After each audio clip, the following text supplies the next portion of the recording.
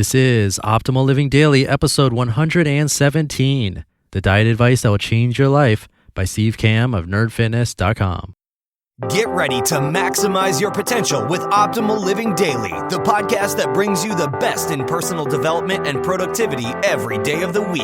Your optimal life awaits. Now here's your host, Justin Malik.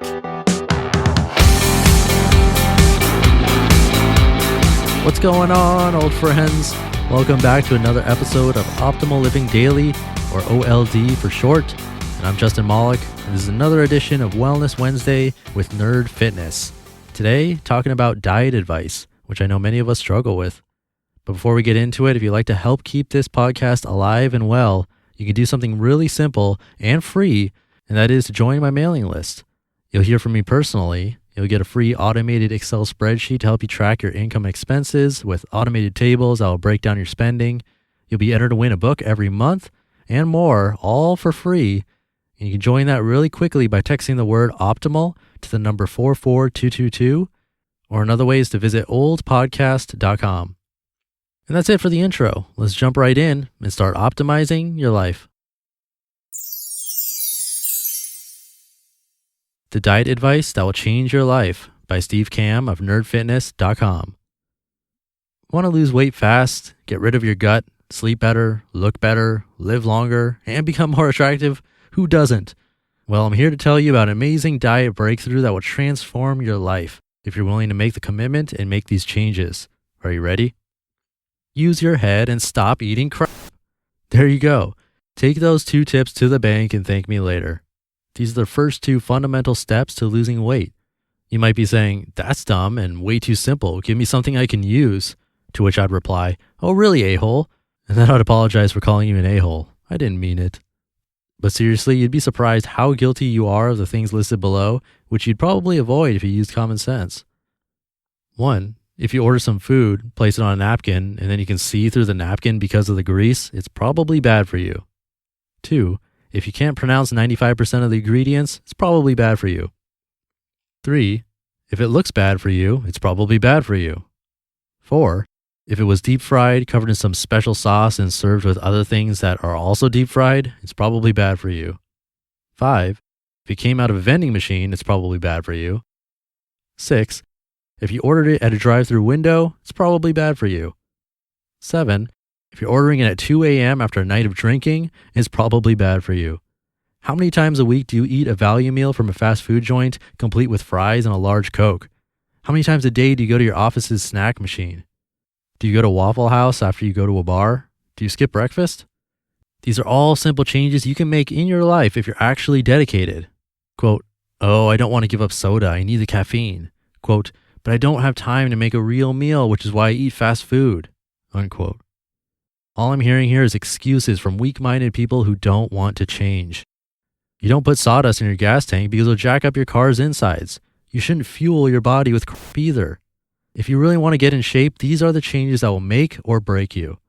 Are you mentally strong enough to give up sugary sodas, late-night binge eating, and terrible fast food?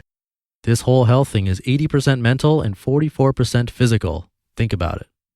Not sure if something is good or bad for you? Use your common sense and I guarantee you'll make the right decision. Here's the challenge. Give up fast food and soda for 3 weeks. Depending on how much soda and fast food you normally consume, you can see an absolutely ridiculous change in your weight and health. Earlier this year, a Nerd Fitness reader was drinking 6 cans of Mountain Dew a day. She gave up soda, started doing basic exercises, and guess what happened? She lost 30 effing pounds over a few months, not 3 weeks, but still. Why 3 weeks? Psychologists say it takes 3 weeks of doing a daily activity for it to become a habit. Every day in your office, instead of drinking a can of Coke, get a big old free glass of water from the water cooler. Who knows, while you're there, you might even find out why everybody keeps talking up that Tobias Funke. Please tell me you get this reference. If you go out to dinner, save $2 and get water, or water with lemon if you want to scare your date away, pansy. No more late night fast food runs. No more fast food runs during the day either. Quote, but it tastes so good. Yeah, of course it does. It was created to taste good and be produced cheaply. Just say no and in a few weeks you won't crave it anymore and eventually you won't even miss it. Bring your own lunch to work. Bring a bag of almonds to snack on at your desk, celery and peanut butter, an apple, etc. Don't buy it from a vending machine. Don't buy it from a drive-thru. And no, going into McDonald's doesn't make it better. It's okay to treat yourself to terrible food or drinks every once in a while. I'm talking like once a week.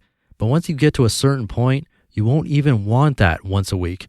And you'll wonder how you ever survived on the stuff. You just listened to the post titled The Diet Advice That Will Change Your Life by Steve Kamb of nerdfitness.com. Giving up fast food and soda for 3 weeks, that's a tough one. Well, not soda for me actually, because I gave that up a while ago and went like a couple of years without it at least. But that's because I was having stomach issues and caffeine and carbonation both were making it worse. So yeah, not to mention that I can't burp.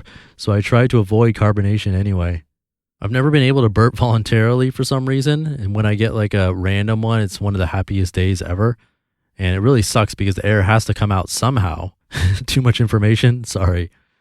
Anyway, once again, really quick, I don't have any ads on this show, so I tend to promote my own stuff. And right now, since I don't have any products or services to offer you, you can become a patron of the show if you can support financially in even a small way. Any amount is greatly appreciated and goes a long way to help keep this podcast alive. And you can do that at oldpodcast.com. And while you're there, if you join my free weekly newsletter, you'll get a bunch of free stuff from me. So again, just visit oldpodcast.com for everything Optimal Living Daily related. And that's another Wellness Wednesday down. Let's see what we have for tomorrow. Looks like, Good Life Zen. It's been a while since I've read a post from her, so make sure you tune in tomorrow, and I'll see you there where your optimal life awaits. Hey, this is Dan from the Optimal Finance Daily podcast, which is a lot like this show, except more focused on personal finance.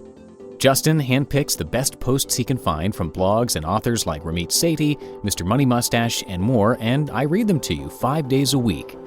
So if you enjoy this podcast, come on over and subscribe to Optimal Finance Daily too.